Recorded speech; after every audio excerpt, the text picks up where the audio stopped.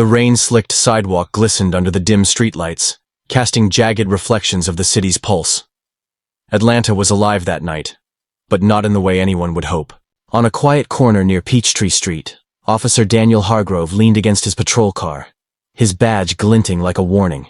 He was a man who wore authority like a second skin, his broad shoulders and cold stare enough to make most people cross the street. But not tonight. Tonight, he was about to cross a line no one could come back from. Across the street, Maya Jackson hurried through the drizzle, her worn sneakers slapping against the pavement. 8 months pregnant, she cradled her belly with one hand, her grocery bag swinging in the other. Her breath came in short bursts, not from the weight of the baby, but from the gnawing fear that had followed her since she left the corner store. She'd felt eyes on her, a prickling at the back of her neck. She didn't know it was Hargrove yet, but she knew trouble when it stalked her. "Hey!" Hargrove's voice cut through the rain like a blade. Maya froze, her heart lurching. She turned slowly, her eyes meeting his.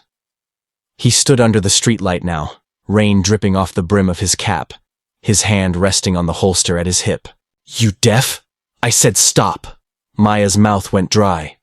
I'm just going home, officer," she stammered, her voice barely above a whisper. She shifted the grocery bag, her fingers trembling. "I didn't do anything." Hargrove stepped closer, his boots thudding against the wet pavement. "Didn't do anything?" he sneered, his eyes narrowing. "Then why you running like you stole something? Empty those bags, now." Maya's stomach twisted. She wasn't running. She was walking. Fast, maybe, but only because the streets weren't safe at night, especially not for a black woman alone. She set the bag down carefully, her hands shaking as she pulled out a loaf of bread, a carton of milk, a pack of diapers. "See? Just groceries." Hargrove wasn't listening. He kicked the bag, sending the milk carton skidding across the sidewalk, its contents spilling into the gutter. Maya flinched, her hands instinctively wrapping around her belly. "Please," she said, her voice cracking. "I'm pregnant. I just want to go home."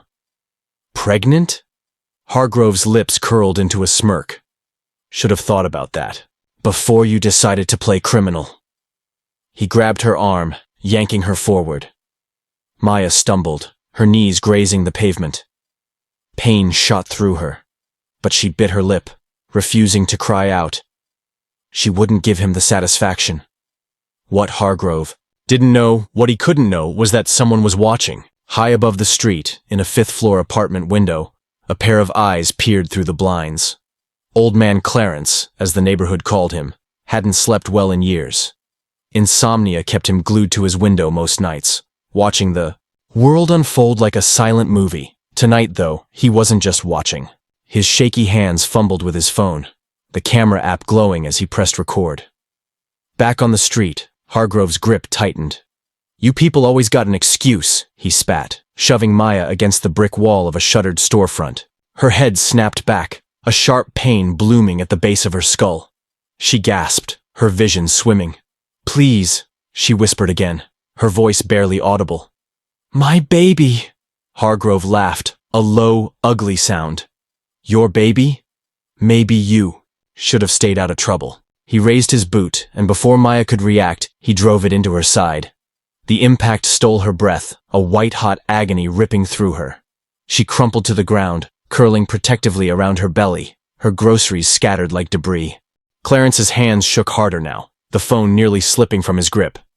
He wanted to shout, to bang on the window, but fear glued him in place. He'd seen cops like Hargrove before, men who thought their badge made them untouchable, but this was something else. This was evil. Maya lay on the sidewalk, rain soaking through her clothes, her body screaming with pain. But she wasn't broken. Not yet. Through the haze, she heard Hargrove's radio crackle, a dispatcher's voice calling him to another scene. He cursed under his breath, giving her one last glare. "Stay out of my way," he snarled, then turned and strode back to his patrol car. The engine roared to life, and he was gone, taillights vanishing into the rain. Maya didn't move for a long time. She couldn't. Every breath felt like a knife in her ribs, and the fear for her baby was worse than any pain. She pressed her hands to her belly, praying she'd feel a kick, a flutter, anything. When it came, A faint nudge against her palm. She sobbed, relief flooding her like a tidal wave. But this wasn't the end. Not for Maya, and not for Hargrove. Miles away, in a cramped apartment above a laundromat, Clarence sat at his kitchen table, his phone propped against a coffee mug. The video played on a loop, each frame searing itself into his mind. Maya's pleas, Hargrove's boot, the milk carton in the gutter. He didn't know what to do with it. Not yet, but he knew it. Couldn't stay hidden. He wasn't tech-savvy, didn't trust the internet, but he knew someone who might. His grandson, Jamal, was coming by tomorrow. Jamal would know. The next morning, Maya woke in a hospital bed, the sterile smell of antiseptic stinging her nose. A nurse hovered nearby, checking her chart. "You're lucky," the nurse said softly. "You and the baby are going to be okay." Maya nodded, but she didn't feel lucky. She felt like a target. The doctor had confirmed no serious damage, just bruising and a sprained wrist. But the real damage wasn't physical. It was the kind that lingered.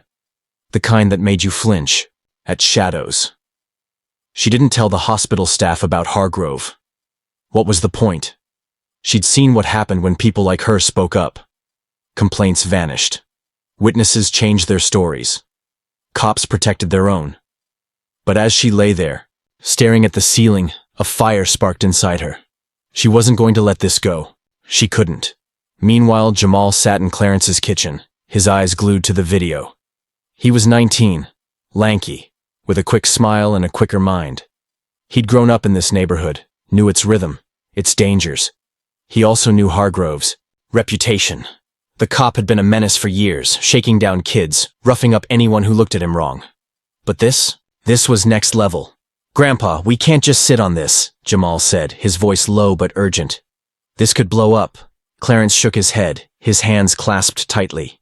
"I don't want trouble, Jamal. You know how they are. They'll come for us."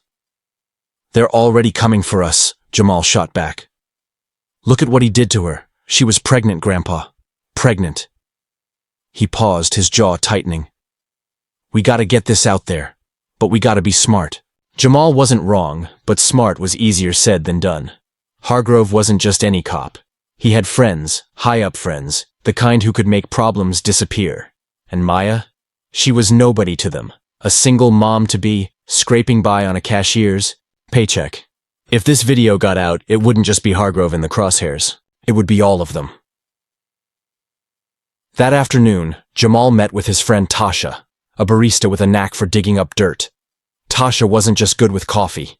She had a nose for secrets, the kind people didn't want found. She'd heard whispers about Hargrove before, complaints that never made it to court, witnesses who suddenly moved out of town. If anyone could help figure out how to handle the video, it was her. They met in the back of a diner, the kind of place where the jukebox never stopped and the waitresses didn't eavesdrop.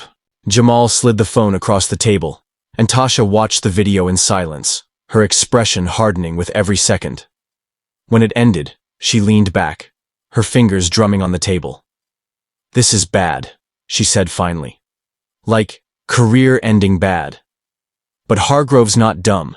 He's got people. You put this out there, they'll come for you, your grandpa, and that woman." "So what do we do?"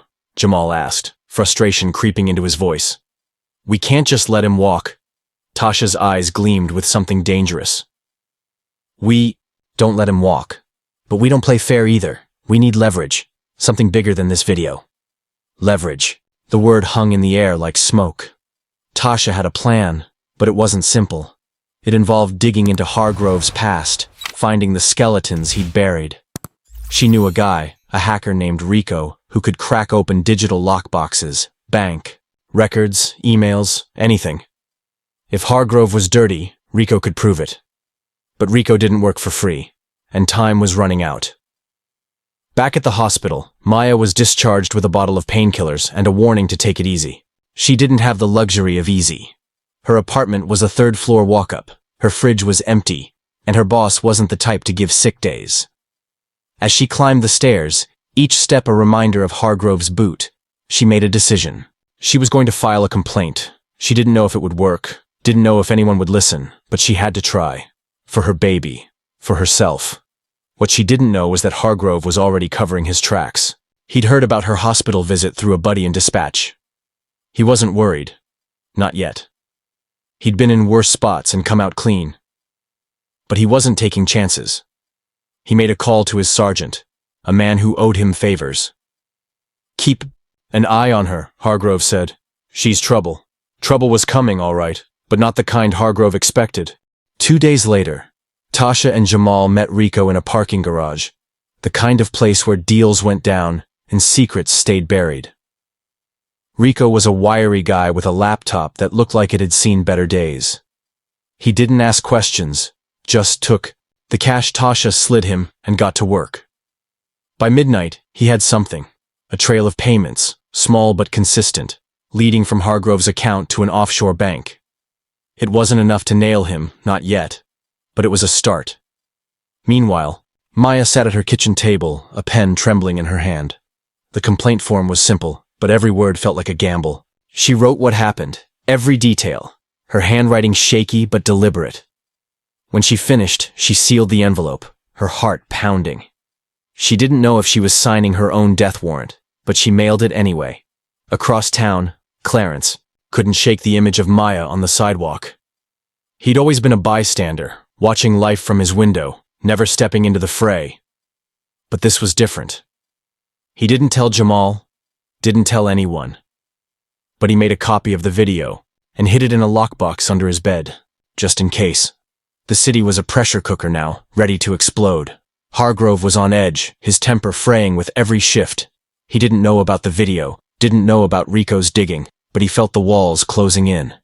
He started, tailing Maya, parking outside her building, watching her come and go. He told himself it was just to scare her, to keep her quiet. But deep down, he knew he was losing control. Then it happened. Rico hit gold. An email, buried in a deleted folder, linking Hargrove to a string of shakedowns. Business owners, drug dealers, anyone who could pay to stay out of cuffs.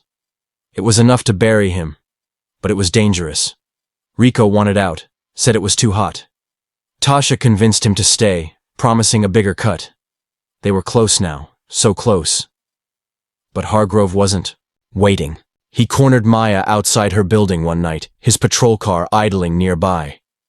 "You think you can ruin me?" he hissed, his face inches from hers. "You're nothing. Nobody's gonna believe you." Maya stood her ground, her fear swallowed by rage. "I'm not scared of you," she lied, her voice steady. "You're done."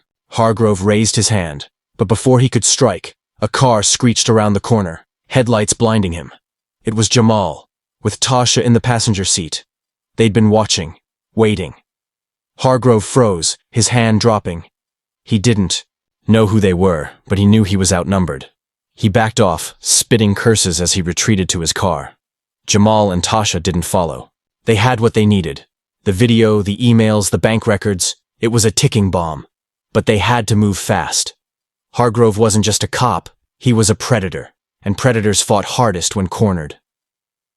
The next morning, Maya woke to a knock at her door. She hesitated, her heart racing. But when she opened it, it wasn't Hargrove. It was Clarence, his hands shaking, his eyes bright with something she couldn't place. "I saw it," he said, his voice barely above a whisper. "I saw what he did to you," Maya's breath caught. You were there?" Clarence nodded, holding out a USB drive. "I recorded it. Everything." The world shifted in that moment. Maya didn't know Clarence, didn't know Jamal or Tasha or Rico, but she wasn't alone anymore. The pieces were falling into place, a reckoning building like a storm. Hargrove, meanwhile, was unraveling. His sergeant had called, said Internal Affairs was sniffing around. Someone had filed a complaint, Maya's complaint. He didn't know about the video yet, didn't know about the emails, but he knew his time was running out. He started making calls, pulling strings, trying to bury the truth. But the truth was a slippery thing, and it was already out of his grasp.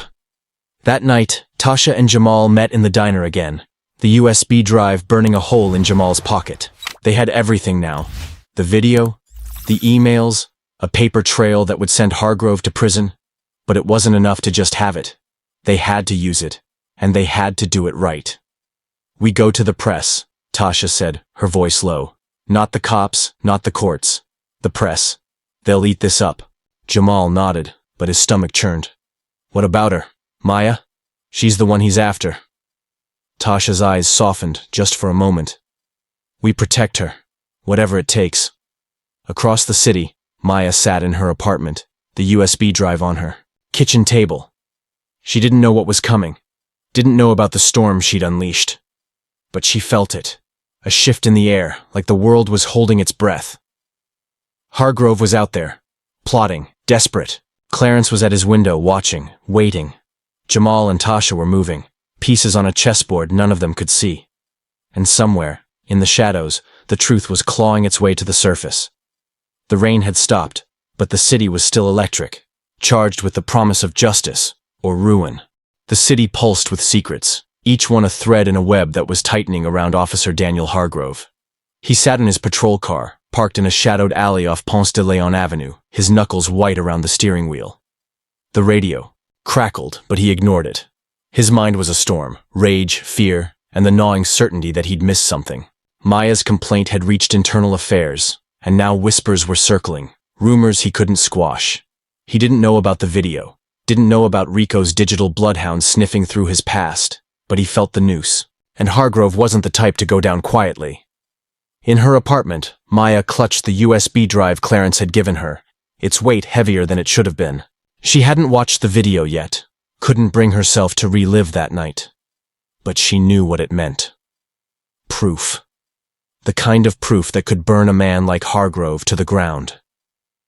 She slipped the drive into her pocket, her hands trembling. She wasn't naive. Proof didn't mean justice, not in a city where badges shielded monsters, but it was a weapon, and she'd wield it. Across town, Tasha and Jamal huddled in the diner's back booth, the USB drive now in Tasha's hands.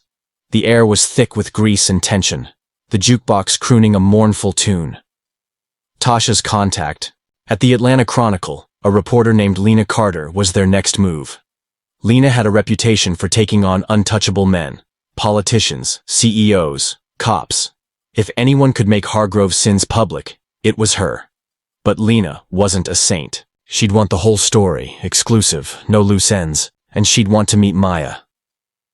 She's not ready for that, Jamal said, his voice low. Hargrove's already stalking her. We drag her into this, she's a bigger target. Tasha leaned forward, her eyes sharp. She's already a target. You saw him outside her place. He's not stopping unless we stop him. Jamal ran a hand over his face, exhaustion carving lines into his young features. And if Lena screws us, leaks it wrong, or Hargrove's buddies get to her first? Tasha's lips pressed into a thin line. Then we make sure she doesn't. We stay one step ahead. One step ahead was a tall order.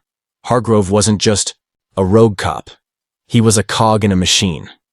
His sergeant, a grizzled vet named Malone, had been cleaning up his messes for years.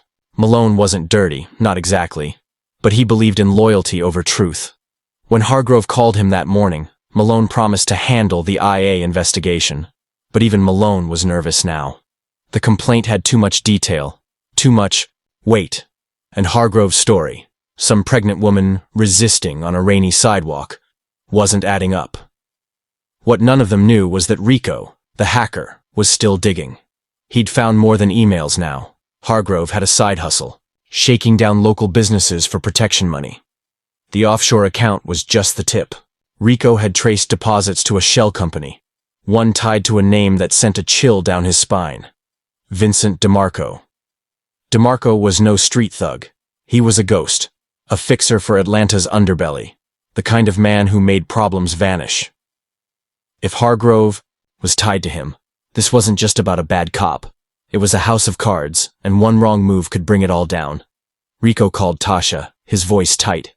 I'm out, he said. This is too big. DeMarco's name's in the mix, Tasha. I don't mess with DeMarco. Tasha's heart sank, but she kept her voice steady. You're already in, Rico. You bail now? You think Hargrove won't find you? Or DeMarco? Rico cursed, the line crackling with his panic. You don't get it. DeMarco doesn't just kill you. He erases you. Your name, your family, everything. Then help us end this, Tasha snapped. Get us the rest. Every account. Every name. "We're not stopping." Rico didn't answer, but he didn't hang up either. Tasha knew he'd keep going, if only out of fear. Fear was a powerful motivator, and right now, it was all they had. Maya, meanwhile, wasn't waiting for saviors. She'd spent the day piecing together her own plan. The complaint was a start, but she needed more. She remembered something from that night. Hargrove's radio, the dispatcher's voice calling him away.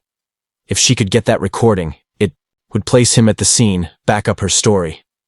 She didn't know how to get it, not yet, but she knew someone who might. Her cousin, Derek, worked security at a precinct downtown. He wasn't a cop, just a contractor. But he had access, ears, in places most didn't. She called him, her voice low, urgent. "I need a favor, Derek, a big one." Derek didn't hesitate. He'd always been protective, the kind of cousin who'd fight the world for her. "Name it," he said. "I need a dispatch log." From 2 nights ago, around 10 p.m., near Peachtree and 5th. Derek sucked in a breath. "Maya, that's not easy. Those logs are locked down." "What's going on?" she told him, her voice breaking only once. When she finished, Derek was silent for a long moment. Then, "I'll get it. Whatever it takes." The city was a chessboard now, each player moving in the dark. Hargrove, desperate to save himself, made a mistake. He went to Malone, demanded they lean on Maya harder, scare her into dropping the complaint.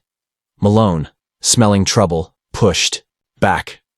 "You're digging your own grave, Hargrove," he said. "Lay low. Let me handle IA." Hargrove didn't listen. He couldn't. The fear was eating him alive, turning him reckless.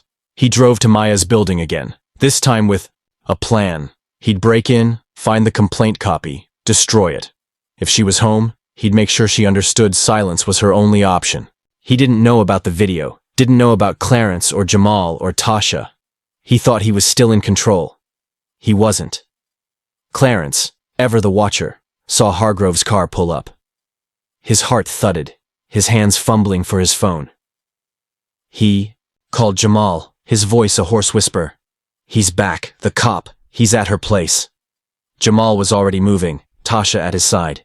They didn't have a plan, not really, but they had the video, the emails, and a name, Lena Carter. They'd called her an hour ago, sent her a teaser clip, just enough to hook her. Lena was on her way now, her recorder ready, her ambition burning. She didn't know Maya, didn't know Clarence, but she knew a story when she smelled one, and this one was dynamite. Hargrove crept up the stairs to Maya's apartment, his flashlight cutting through the dim hallway. The building was old, the locks flimsy. He jimmied her door open in seconds, slipping inside like a shadow. The apartment was quiet, the air heavy with the scent of lavender and baby powder. Maya wasn't home. She'd gone to meet Derek, but Hargrove didn't know that. He tore through her drawers, her papers, searching for anything that could hurt him. What he found was nothing. No complaint, no notes, no proof. His frustration boiled over, and he swept a lamp off the table, the crash echoing in the small space. That's when he heard it, a creak in the hallway. He froze, his hand on his gun. It was Clarence. The old man had followed him, driven by a courage he didn't know he had.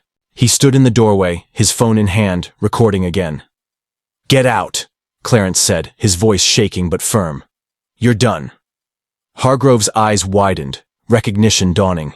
He'd seen Clarence before, in the neighborhood, always, at that damn window. "You," he snarled, stepping forward. "You're gonna regret this." Clarence didn't move. He was terrified, his heart pounding so hard he thought it might burst. But he held the phone steady. "It's over, Hargrove. They know." Hargrove lunged, but before he could reach Clarence, headlights flooded the hallway. Jamal's car screeched to a stop outside, Tasha leaping out, Lena Carter right behind her. Hargrove froze, caught in the glare. He was trapped, and he knew it. Down the street, Maya sat in a diner with Derek, a manila envelope in her hands. The dispatch log was inside, time-stamped, irrefutable.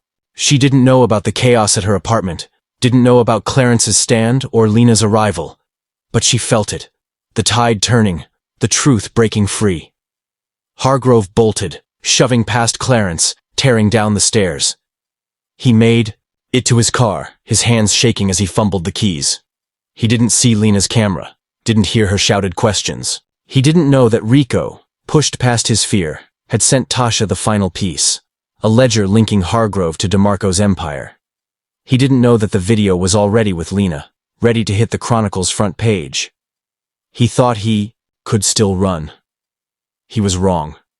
The city held its breath as the story broke, a wildfire no one could contain. Hargrove's face was everywhere, his badge tarnished, his name poison. Maya, safe now, held her belly, her baby kicking stronger than ever. Clarence, the watcher, finally slept, his phone quiet at last. Jamal and Tasha, exhausted but unbroken, watched the news unfold, knowing they'd changed something, even if the cost was still coming. And somewhere, in the shadows, Vincent DeMarco watched too, his own reckoning looming. The rain started again, soft at first, then harder, washing the city clean. But some stains don't fade, and some stories don't end, not yet. The rain fell in sheets now, a relentless curtain over Atlanta's sleepless streets. Officer Daniel Hargrove sped through the city, his patrol car weaving through traffic, the wipers barely keeping up. His radio was off, his phone discarded, in the passenger seat. He was a hunted man, and he knew it. The video, Clarence's video, was out. Lena Carter had worked fast, splashing it across the Atlanta Chronicle's website by dawn, the headline screaming, "Cop caught in brutal attack on pregnant woman." The footage was grainy, but unmistakable. Hargrove's face, his boot, Maya's crumpled form. It was a death sentence for his career, and maybe more. He wasn't thinking about Maya now, or Clarence, or even the video. His mind was on Vincent DeMarco. If the ledger Rico had uncovered hit the press, it wouldn't just be IA or the Chronicle coming for him. DeMarco didn't forgive loose ends, and Hargrove was unraveling fast. He needed a way out. Cash, a new ID, a border to cross. He had a stash in a lockbox at his apartment, enough to disappear, if he could get there before the world closed in. But the world was faster. At her apartment, Maya sat on her couch, the dispatch log and USB drive on the coffee table. Derek was with her, his presence a quiet anchor. She'd seen the news, heard Lena Carter's voice narrating the video on a loop. Her phone buzzed nonstop, reporters, neighbors, strangers, but she didn't answer. She was still processing, her body aching, her mind a tangle of relief and dread. The truth was out, but Hargrove was still free, and men like him didn't vanish quietly. Derek's phone pinged, a text from a buddy at the precinct. "They're looking for him," he said, his voice low. "Hargrove, he didn't show for his shift. IA's got the video and the feds are sniffing around now. Something about offshore accounts." Maya's stomach tightened. "Feds?" Derek nodded, his jaw tight. "This ain't just about you anymore, Maya. He's tied to some bad people. Real bad." She didn't ask who. She didn't need to. The fear in Derek's eyes was enough. But fear wasn't new to her. She'd carried it her whole life, through late-night walks, through paycheck-to-paycheck days, through that night on the sidewalk. She was done running. "Let them come," she said, her voice steady. "I'm not hiding." Across town, Tasha and Jamal stood in the Chronicle's newsroom, a chaotic hive of ringing phones and clacking keyboards. Lena Carter was at her desk, her eyes bloodshot but gleaming with the thrill of a scoop. The video had gone viral, shared and reshared until it was impossible to ignore. But Lena wasn't done. She had Rico's ledger emailed to her an hour ago, the digital paper trail tying Hargrove to DeMarco's network. It was explosive, but dangerous. DeMarco's name carried weight, the kind that could crush a story, or a reporter. "You sure about this?" Jamal asked, his voice barely audible over the newsroom din. "You print that, you're painting a target on your back." Lena didn't look up from her screen. "Kid, I've been dodging targets my whole career. This is the job." Tasha crossed her arms, her expression unreadable. "What about us? We're the ones who got you this. Hargrove knows we're involved now." Lena finally met her eyes, her gaze sharp but not unkind. "You're in deep, I won't lie. But you're not alone. I've got sources, people who can keep you safe. Lay low for a bit. Let me handle the rest." Tasha didn't trust easily, but Lena's confidence was hard to argue with. She nodded, nudging Jamal. Let's go. We've done our part. They left the newsroom, stepping into the rain, the city's pulse thrumming around them. Jamal's hands were stuffed in his pockets, his mind racing. You think it's enough? He asked. All this? Tasha didn't answer right away. She watched the rain, her breath visible in the cold. It's gotta be, she said finally. For her. Her was Maya, but also Clarence, Rico, everyone who'd risked something to bring Hargrove down. The city was a machine, grinding up the small to protect the powerful, but tonight the gears were jamming. Tonight, the small were fighting back. Hargrove reached his apartment, a rundown unit in a building that smelled of mildew and regret.